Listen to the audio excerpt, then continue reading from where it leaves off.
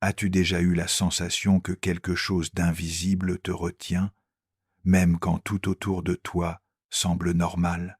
T'es-tu déjà demandé pourquoi, malgré tous tes efforts, tu ressens encore ce poids que tu ne parviens pas à expliquer? Et si je te disais qu'à l'intérieur de chaque douleur se cache un message, et qu'en le décodant, tu peux non seulement trouver la guérison, mais aussi découvrir une force que tu ignorais posséder?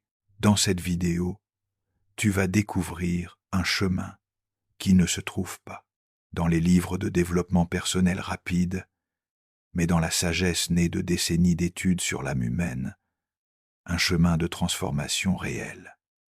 Car ce que je vais te révéler ici n'est pas qu'une information, c'est une carte, et si tu es prêt à la suivre jusqu'au bout, tu pourrais bien trouver ce que ton âme cherche en silence depuis si longtemps.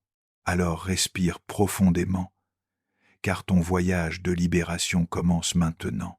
As-tu déjà réfléchi à la raison pour laquelle certaines personnes parviennent à se reconstruire après avoir traversé des douleurs presque insoutenables, alors que d'autres semblent rester piégées dans un cycle sans fin? Pourquoi certaines expériences glissent sur nous comme une brise, tandis que d'autres s'accrochent à notre âme comme si elle refusait de partir? Ces questions ne sont pas seulement philosophiques, elles ont des réponses très concrètes.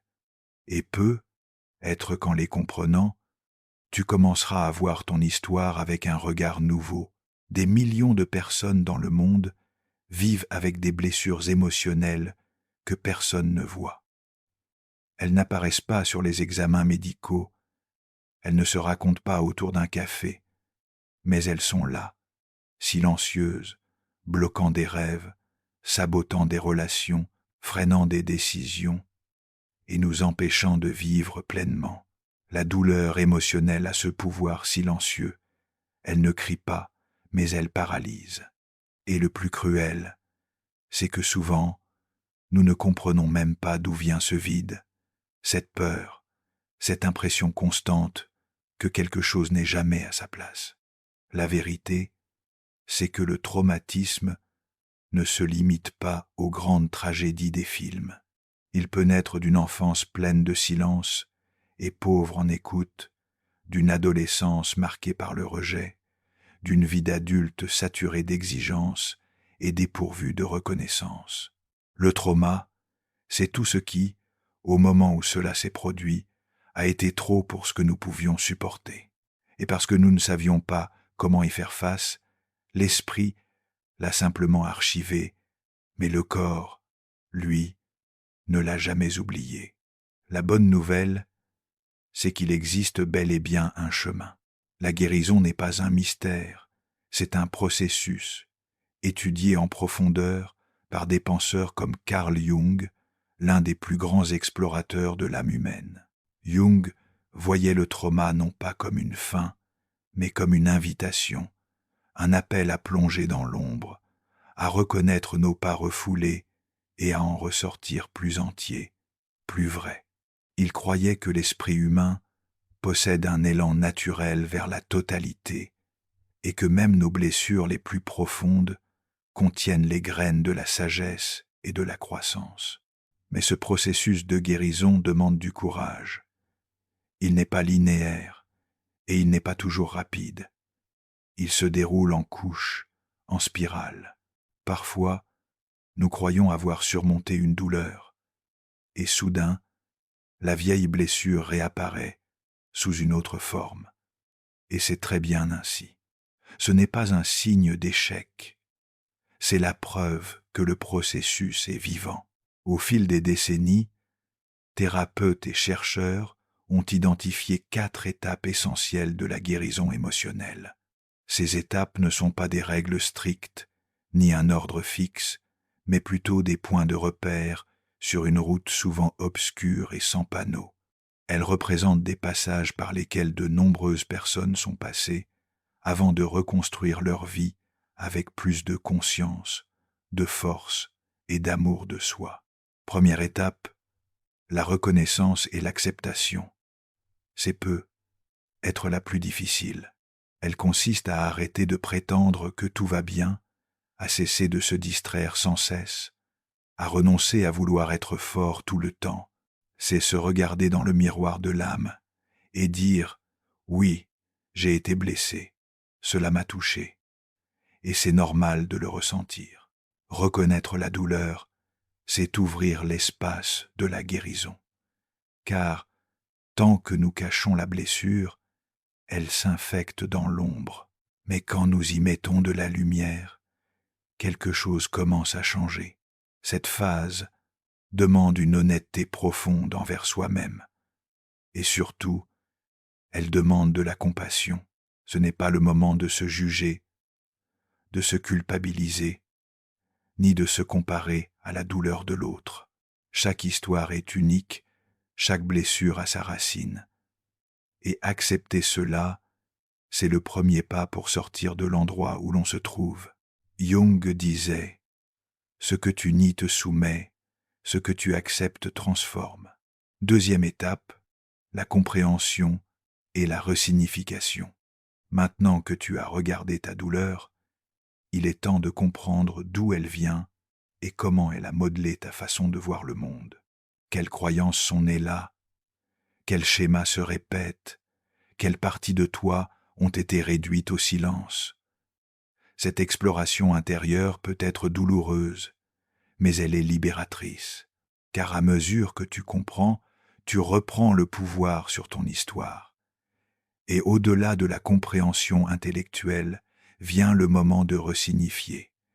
Il ne s'agit pas de romantiser la souffrance. Personne ne souhaite souffrir, mais de transformer le rôle que cette douleur joue dans ta vie.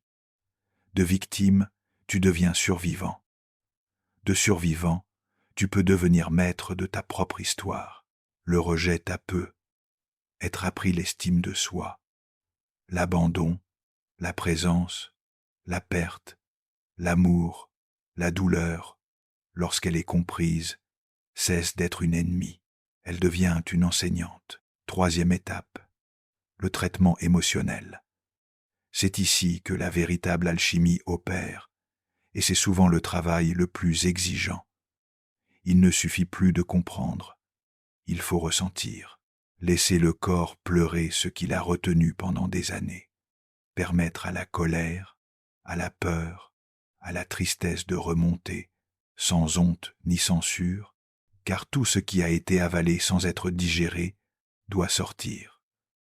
Cette phase peut s'accompagner de symptômes physiques, douleurs, tensions, insomnie, fatigue. C'est comme si le corps se nettoyait de ce qu'il avait gardé trop longtemps. Jung croyait que le corps est le miroir de l'âme, et que souvent, c'est en lui que la mémoire du trauma reste inscrite. C'est pourquoi les approches qui unissent le corps et l'esprit, comme la respiration consciente, l'écriture thérapeutique, l'art ou le travail avec les rêves, sont si puissantes à cette étape. Elles atteignent des endroits que les mots seuls ne peuvent pas toucher. Et puis, lorsque la tempête commence à s'apaiser, vient la quatrie, la re.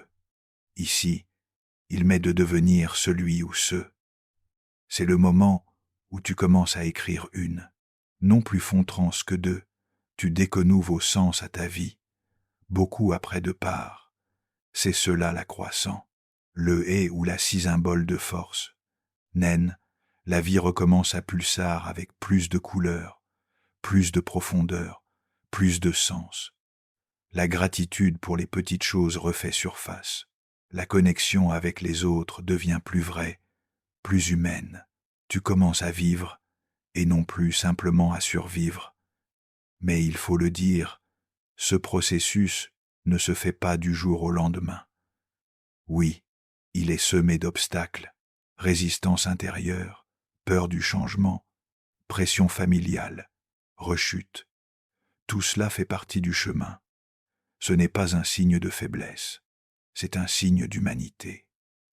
Et c'est pour cela que le soutien fait toute la différence. Celui d'un thérapeute, d'une communauté, d'un cercle d'amis bienveillants, ou même de contenus comme celui-ci, qui accompagne et éclaire la route. Car au fond, nous cherchons tous la même chose, être vus, compris et aimés.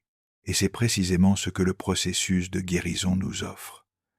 D'abord, nous apprenons à nous voir, puis à nous comprendre, et enfin à nous aimer, avec toutes nos parties, y compris celles que nous avons un jour tenté de cacher. La véritable transformation commence quand nous quittons le mode automatique pour devenir les protagonistes de notre propre histoire, non pas comme des héros parfaits, mais comme des êtres entiers, avec nos failles, nos cicatrices, mais aussi notre lumière, notre force, et cette capacité infinie de renaître. À ce point du voyage, quelque chose de très profond commence à se révéler. Lorsque nous traversons la douleur avec conscience, quand nous acceptons l'invitation silencieuse que l'âme nous adresse à travers la souffrance, nous découvrons que nous sommes bien plus que ce qui nous est arrivé. Nous comprenons que derrière chaque peur, il y a une partie de nous qui ne demande qu'à être vue. Derrière l'anxiété, un besoin de présence. Derrière la colère, une histoire qui demande encore à être écoutée avec douceur et attention. Ce mouvement de guérison nous conduit inévitablement vers une reconnexion avec notre essence. Et cette reconnexion change tout, car lorsque nous reprenons notre place dans le monde, avec vérité, sans masque, sans défense devenue inutile, c'est comme si la vie recommençait à couler naturellement. Les relations changent, les décisions deviennent plus conscientes, et ce sentiment constant d'être perdu commence à se dissiper. Tu te sens enraciné en toi-même, et cela, c'est la liberté. Mais cette liberté ne naît pas de la fuite, elle naît du courage de rester avec la douleur, avec le doute, avec les parties confuses et contradictoires de ton histoire. Et c'est sans doute l'une des plus grandes leçons de la guérison. Il n'est pas nécessaire d'effacer tout ce qui t'a blessé pour être heureux. Il faut apprendre à vivre avec, à les comprendre, à les intégrer et à avancer plus léger, plus lucide.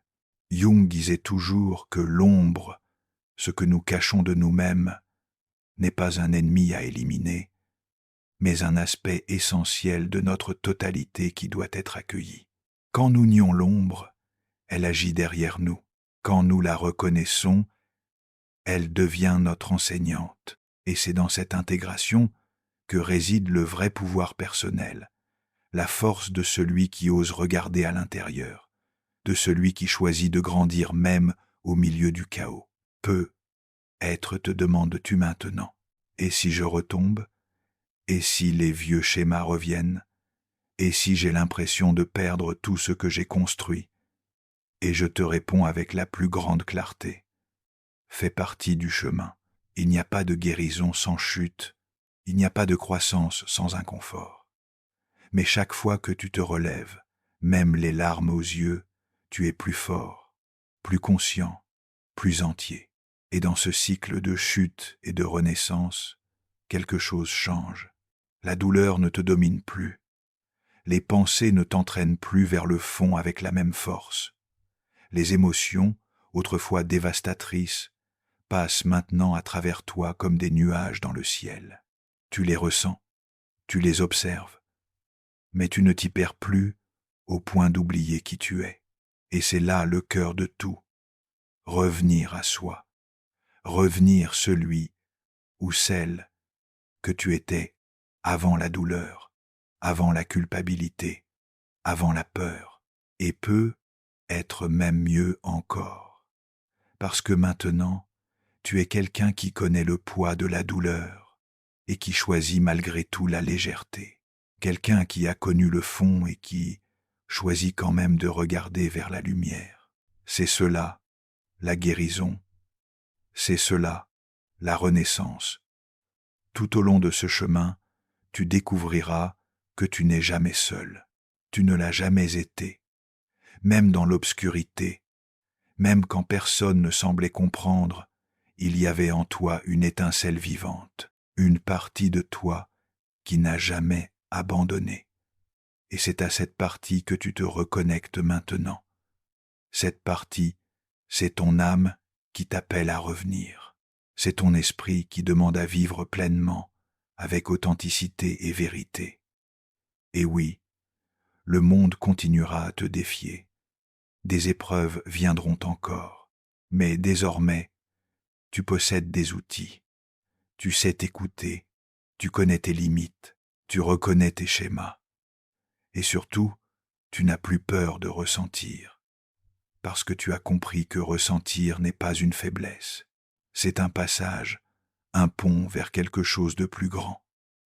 Tu remarqueras aussi que certaines personnes ne comprendront pas ta nouvelle version. Et c'est parfaitement normal. Tout le monde n'est pas prêt à voir ta lumière quand il est encore prisonnier de sa propre obscurité. Ta mission n'est pas de convaincre. Ta mission est de vivre ta vérité.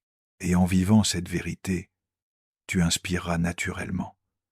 Tu deviendras un exemple silencieux que, oui, il est possible de transformer la douleur en sagesse, le passé en force et la cicatrice en identité.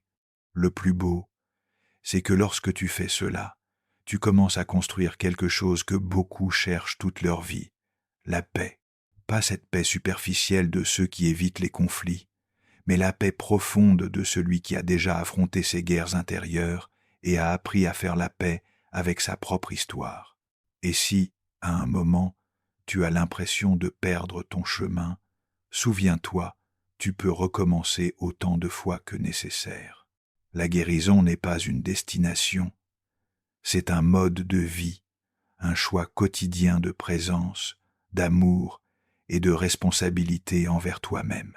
Continue sur ce chemin, avance avec confiance, et si tu as besoin de t'arrêter, arrête-toi, mais ne reviens jamais en arrière par peur. Tu as déjà parcouru bien plus que tu ne l'imagines, et la vie a encore tant de choses à te révéler. Si ce message touche ton cœur d'une manière ou d'une autre, si tu sens qu'il parle directement à toi, alors je t'invite à faire 2 choses très simples, mais puissantes. D'abord, aime cette vidéo. Ce geste montre que ce contenu a de la valeur et aide d'autres personnes à trouver ce message de guérison. Ensuite, laisse en commentaire cette affirmation positive « J'accueille ma douleur et je lui permets de me transformer en celle ou celui que je suis né pour être. » Cette phrase n'est pas qu'une affirmation, c'est un engagement envers toi-même, un saut symbolique de ton propre processus de guérison. On se retrouve dans le prochain chapitre de cette aventure intérieure, et à mesure que tu continues sur cette route de reconstruction, certaines choses en toi commencent à changer sans que tu t'en rendes compte. C'est comme un murmure intérieur qui te dit « Maintenant, tu peux te reposer ». Et ce repos n'est pas physique, il est émotionnel, énergétique. Car pour la première fois depuis longtemps, tu ne luttes plus contre toi-même. Tu te permets enfin de vivre avec plus de douceur, de présence et d'intention. Tes décisions cessent d'être dictées par la peur ou par l'obligation et naissent désormais d'un lieu de connexion avec ce qui a vraiment du sens. Il est fascinant de constater que, lorsque nous commençons à guérir nos blessures intérieures, tout autour de nous reflète cette transformation. L'environnement change, les gens autour de nous changent ou se révèlent. Certains s'éloignent, d'autres se rapprochent. Et tout cela est parfaitement juste. Car maintenant, tu sais que tu n'as plus besoin de te forcer à entrer dans un cadre qui n'est pas le tien. Tu n'as plus besoin d'être accepté pour te sentir suffisant. Une liberté silencieuse s'installe lorsque tu cesses d'essayer d'être ce que les autres attendent de toi et que tu commences simplement à être. Dans cette nouvelle manière de vivre, tu développes un regard plus compatissant, autant envers les autres qu'envers toi-même. Tu comprends que chacun, à sa manière, essaye de composer avec son propre désordre intérieur, que nous sommes tous, à un certain niveau, en train de guérir une vieille blessure, de surmonter une absence, ou de donner un sens nouveau à une perte. Cette conscience élargit ton humanité, dissout les jugements et fait naître l'empathie. Et c'est dans cet espace de compréhension mutuelle que les relations authentiques commencent à fleurir. Les conversations deviennent plus profondes. Tu écoutes avec plus de présence. Tu parles avec plus d'intention. Tu dis non avec plus de légèreté et oui avec plus de vérité. Les échanges prennent une autre valeur, car désormais, tu sais que la connexion ne se mesure pas en quantité, mais en qualité. Et cette qualité naît de ta connexion intérieure. Quand tu es entier, tu attires naturellement des relations qui te respectent, qui te voient, qui t'accueillent. Au fil de ce processus, tu réalises aussi quelque chose d'essentiel. Tout n'a pas besoin de réponse immédiate. Tout n'a pas besoin d'être résolu maintenant. La vie peut contenir des pauses, des silences, des espaces de respiration. Et ces moments, autrefois si inconfortables, deviennent sacrés. Car c'est dans le silence que tu entends la voix de ton âme. C'est dans l'espace entre deux pensées que ton intuition te montre le chemin. Tu cesses d'agir par impulsion et tu commences à agir par sagesse. Bien sûr, il y aura encore des jours difficiles, des jours où les anciens schémas reviendront frapper à ta porte, où d'anciens pensées chercheront à reprendre le contrôle. Mais maintenant, tu les reconnais, tu les accueilles sans te laisser submerger. Tu apprends à dialoguer avec tes propres déclencheurs, à te dire « Je te vois, je sais que tu es là pour me protéger, mais aujourd'hui, je peux choisir autrement. » Et ce choix, aussi simple qu'il paraisse, est révolutionnaire. Car guérir, ce n'est pas effacer la douleur, c'est cesser d'en être prisonnier. Guérir, c'est marcher avec la douleur dans la poche et continuer malgré tout. C'est savoir que certaines mémoires peuvent encore faire mal, mais qu'elles ne te paralysent plus. Elles ne définissent plus qui tu es, ni ne limitent ce que tu peux devenir. Et cela change tout, car quand tu cesses de voir le passé comme une prison et que tu commences à le voir comme un enseignant, le futur cesse d'être un lieu de peur. Il devient un champ fertile de possibilités. C'est à ce moment-là que la croissance post-traumatique prend toute sa puissance dans ta vie. Tu recommences à ressentir du plaisir dans les choses les plus simples. Une tasse de café chaud le matin, un rayon de soleil sur ton visage, un éclat de rire inattendu, un silence qui ne pèse plus. C'est comme si la vie, après avoir été si longtemps en noir et blanc, retrouvait enfin des couleurs, mais pas les mêmes qu'avant, des couleurs plus profondes, plus denses, plus significatives. Et ce changement n'est pas seulement intérieur, il se reflète dans tes choix. Être changeras-tu de travail, être réorganiseras-tu ton espace, être décideras-tu enfin de faire ce que tu as toujours rêvé de faire, parce que maintenant tu as de la clarté, tu sais ce qui te nourrit et ce qui t'épuise, ce qui t'approche de ton essence et ce qui t'en éloigne. Et, avec cette clarté, les décisions cessent d'être des fardeaux, elles deviennent des libérations. Enfin, un aspect essentiel apparaît à cette étape, le retour de la spiritualité, pas nécessairement celle des religions ou des dogmes, mais une spiritualité vivante, incarnée, ressentie. Tu commences à percevoir qu'il existe quelque chose de plus grand qui guide tout et que ce plus grand vit en toi. C'est cette sensation que, même quand tout semble incertain, il existe un fil invisible qui te soutient, une sagesse intérieure qui connaît le chemin, même lorsque tes yeux ne voient plus. Et cette spiritualité, lorsqu'elle est vécue avec vérité, ne t'arrache pas à la réalité. Elle t'y enracine. Elle te rappelle que tu fais partie de quelque chose de plus grand, que ta douleur a un sens, que ton existence n'est pas un hasard.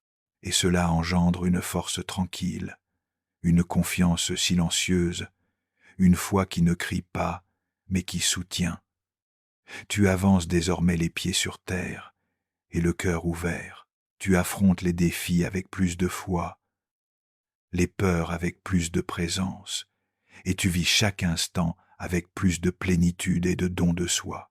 Et tout cela, bien sûr, ne se fait pas du jour au lendemain. C'est un processus, avec ses hauts et ses bas, ses pauses et ses recommencements. Mais c'est un processus réel, humain et possible. Et tu es déjà en plein dedans. Si tu es arrivé jusqu'ici, c'est que tu as déjà fait beaucoup de pas. Même si tu ne t'en rends pas toujours compte, tu avances. Et chaque petit pas compte, chaque choix de ne pas abandonner, chaque décision de continuer à te regarder avec honnêteté et douceur. Au fond, la guérison, c'est une manière de rentrer à la maison, mais pas une maison extérieure, une maison intérieure. C'est revenir à soi, se souvenir de qui tu as toujours été, avant les douleurs, avant les peurs, avant les masques. Et quand tu te retrouves, tout change, parce qu'à partir de cette reconnexion, tu cesses de chercher à l'extérieur ce qui ne peut être construit qu'à l'intérieur. Et tu commences enfin à vivre ta propre vérité, pas celle que les autres attendent de toi, la tienne. Et être que c'est là la plus grande victoire de toutes, vivre sans avoir besoin de se cacher, ressentir sans devoir se justifier, aimer sans se diminuer, grandir sans avoir à plaire, juste être, et être, dans tout ce que cela implique, est l'un des plus grands actes de courage qui soit. C'est précisément à ce moment-là que beaucoup de choses commencent à s'aligner d'une manière que tu n'avais être jamais connue auparavant. Parce que maintenant, quand tu regardes en arrière, tu ne vois plus seulement les cicatrices, tu vois les batailles que tu as gagnées, les moments où, même épuisé, tu as choisi de te relever, les instants où, malgré la peur, tu as décidé d'avancer. Et cela transforme profondément la manière dont tu te perçois. Tu ne te vois plus comme quelqu'un de fragile ou de brisé, mais comme quelqu'un de complet, quelqu'un qui est passé par le feu et en est ressorti plus fort, plus lucide, plus humain. Ce nouveau regard sur toi-même change tout, parce qu'avec lui vient aussi une dignité silencieuse. Avec l'amour de toi-même, tu cesses de mendier la validation. Tu n'as plus besoin de prouver quoi que ce soit, à qui que ce soit.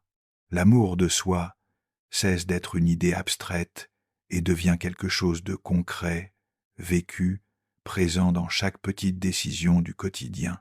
Tu commences à choisir ce qui te nourrit et à t'éloigner de ce qui t'épuise.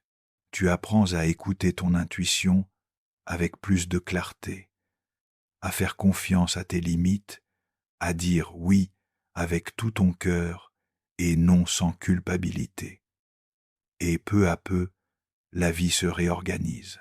Ce besoin constant de contrôle laisse place à l'abandon. Pas un abandon passif, mais un abandon actif, conscient, où tu comprends que tout n'a pas besoin d'être résolu immédiatement, que certaines choses se mettent en place au moment juste. Tu apprends à faire confiance au flux, à l'invisible, au mouvement naturel de la vie, et cela apporte une paix nouvelle, une confiance qui te soutient même dans les jours les plus gris. Beaucoup de personnes, en arrivant à ce stade, découvrent qu'il ne s'agit plus seulement de guérir une blessure ancienne, mais de s'éveiller, de renaître à une nouvelle manière d'être au monde. C'est comme si, auparavant, tu ne faisais que survivre, en avançant dans les jours comme on porte un fardeau. Et maintenant, enfin, tu commences à vivre avec présence, intention et sens. Et tu sais, ce qu'il y a de plus beau, c'est que dans cette nouvelle manière de vivre, tu découvres que tu n'as plus besoin d'avoir toutes les réponses. Tu apprends à vivre avec les mystères, avec les doutes, avec les parties non résolues de ton histoire. Tu comprends que la vie n'est pas une question de contrôle total, mais de présence profonde. C'est être entier dans chaque instant, même quand tu ne connais pas encore le pas suivant. Cet éveil t'amène aussi à un désir sincère de contribuer, de servir, de faire une différence, et non pas parce que tu dois prouver quelque chose, mais parce que tu sens que tout ce que tu as vécu peut devenir utile, peut aider d'autres à guérir à leur tour. C'est là que beaucoup commencent à écrire, parler, enseigner, accompagner, non pas comme une mission forcée, mais comme une expression naturelle de ceux qui ont trouvé un sens à leur propre douleur. Et cela ne veut pas dire devenir le gourou de qui que ce soit. Cela veut simplement dire vivre avec vérité. Et vivre avec vérité dans le monde où nous vivons aujourd'hui est déjà un acte révolutionnaire. C'est être un exemple silencieux sans avoir besoin d'enseigner. C'est inspirer simplement par sa manière d'être au monde. C'est montrer par son propre chemin que la guérison est possible, qu'elle est réelle, qu'elle est à la portée de ceux qui choisissent d'arrêter de fuir d'eux-mêmes. Dans le même temps, tu commences à entretenir une relation plus douce avec le temps. Tu comprends que tu n'as plus besoin de courir pour réussir, ni de t'adapter à des standards qui n'ont jamais eu de sens pour toi. Le temps cesse d'être un ennemi et devient un allié. Chaque étape du processus est vécue avec plus de présence. Tu apprends à savourer le moment, à écouter davantage, à ressentir davantage, à être davantage. Cette nouvelle relation au temps change aussi ta manière de regarder le passé. Au lieu de ruminer, tu commences à honorer. Au lieu de te blâmer, tu apprends à comprendre. Au lieu de te condamner pour les choix que tu as faits, quand tu ne savais pas encore ce que tu sais aujourd'hui, tu apprends la compassion envers celui ou celle que tu étais. Tu comprends que chaque décision, même celle que tu referais autrement aujourd'hui, a été prise avec le meilleur de toi-même à ce moment-là. Et cela suffit. Quant à l'avenir, tu apprends à entretenir une espérance tranquille, non pas une attente anxieuse, mais une confiance sereine, celle de savoir que désormais, puisque tu es connecté à toi-même, tu sauras faire face à ce qui viendra. Tu cesses de vivre dans le « et si » et tu entres dans le « me voici ». Et ce « me voici » est puissant, parce que c'est à cet instant précis que tu deviens présence, non seulement présence pour les autres, mais présence pour toi-même. Tu commences enfin à t'habiter pleinement. Et à mesure que tu t'habites toi-même, tu réalises que beaucoup de choses qui te définissaient autrefois n'ont plus aucun sens. Tu commences à laisser partir les anciennes identités, ces rôles que tu jouais pour te protéger ou pour être accepté. Tu abandonnes peu à peu le besoin de plaire, la quête de reconnaissance extérieure, la comparaison avec les autres. Tu comprends que tu n'as pas à lutter pour l'amour, ni pour une place, ni pour ta valeur, car tout cela, tu le portes déjà en toi. Et cette prise de conscience apporte une nouvelle légèreté, car désormais tu avances plus libre, libre du passé, libre des peurs, libre des masques. Et avec cette liberté vient aussi une responsabilité nouvelle, celle de prendre soin de toi avec tendresse, de ne plus jamais t'abandonner, de respecter ton histoire, ton rythme, tes émotions. Tu développes alors un pacte silencieux avec toi-même. Je ne me trahirai plus pour être accepté. Je ne me rabaisserai plus pour rentrer dans un cadre. Je m'honorerai même si cela dérange. Et dans ce processus, tu découvres une nouvelle façon d'aimer, un amour qui ne possède pas, qui ne réclame pas, qui ne conditionne pas, un amour qui offre présence, écoute et vérité. Parce que maintenant, tu aimes à partir de ton entière plénitude et non plus de ton manque. Tu entres en relation non pas pour combler un vide, mais pour partager une abondance née de l'intérieur. C'est à ce moment-là que les relations deviennent plus vraies, plus profondes, plus libératrices. Tu apprends à t'éloigner de ceux qui blessent sans avoir besoin de haïr. Tu apprends à pardonner sans répéter les mêmes schémas. Tu apprends à rester auprès de ceux qui te voient vraiment et non de ceux qui projettent leurs propres blessures sur toi.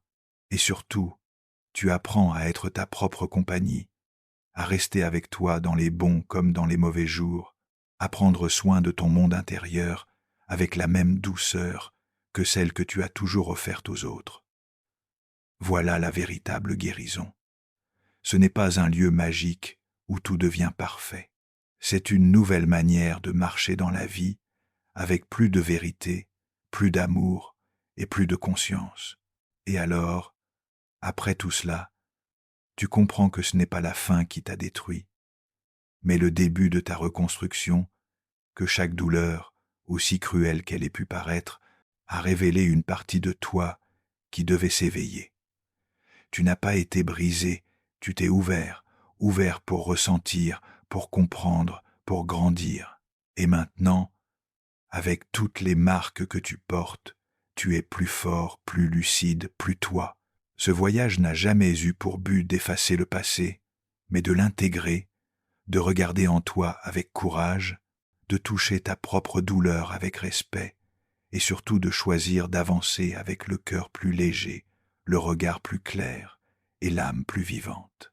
Tu n'es pas ce qui t'est arrivé, tu es ce que tu fais avec ce qui t'est arrivé, et ce que tu es en train de faire maintenant est extraordinaire.